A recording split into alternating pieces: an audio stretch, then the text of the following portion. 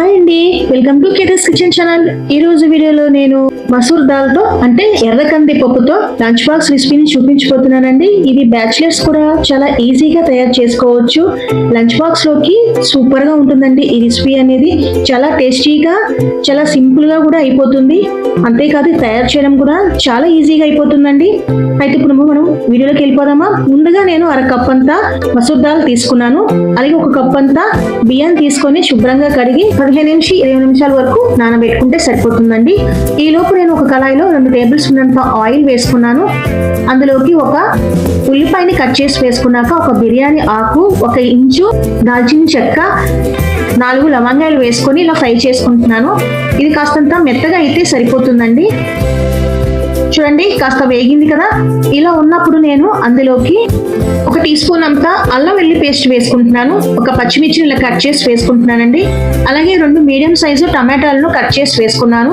దాంతో పాటుగా 1 క్యారెట్ ని చిన్న ముక్కలుగా కట్ చేసి ఇలా ఫ్రై చేసుకుంటున్నాను. ఇదంతా 1 నిమిషం వరకు మగ్గితే సరిపోతుందండి. ఆ తర్వాత నేను అందులోకి 1/2 స్పూన్ అంతా ఇంగువ వేసుకుంటున్నాను. అలాగే రుచి సరిపడా ఉప్పు, 1 టీ స్పూన్ అంత జీలకర్ర, 1/2 స్పూన్ అంత పసుపు, 1/2 స్పూన్ అంత మిరియాల పొడి వేసుకొని ఇలా కలుపుకుంటున్నాను. ఆ తర్వాత నేను ఇందులోకి 3 కప్పుల వాటర్ని యాడ్ చేసుకుంటున్నానండి. ఆ తర్వాత నేను అందులోకి 1 టీ స్పూన్ అంతా సాంబార్ మసాలా పౌడర్ వేసుకుంటున్నాను. సాంబార్ మసాలా పౌడర్ బదులుగా మీరు గరం మసాలా పౌడర్ కూడా వేసుకోవచ్చు.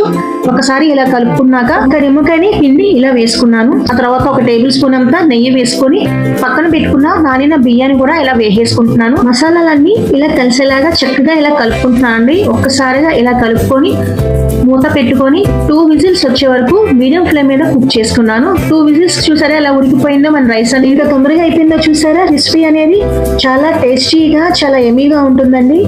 సో మీకు ఒకసారి చూపిస్తున్నాను చూడండి.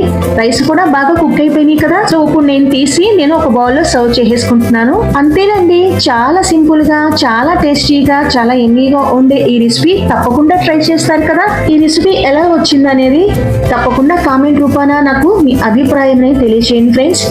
అంతేనండి, చాలా సింపుల్ గా, టేస్టీగా, మనకి ఎటువంటి హడావిడి లేకుండా తొందరగా మనము లంచ్ బాక్స్ రెసిపీ రెడీ చేసుకున్నాం కదా. మరి ఇలాంటి వీడియోస్ కోసం నా ఛానల్ ని మీరు తప్పకుండా సబ్స్క్రైబ్ చేయండి, ఇంకా లైక్ చేయండి, షేర్ చేయండి.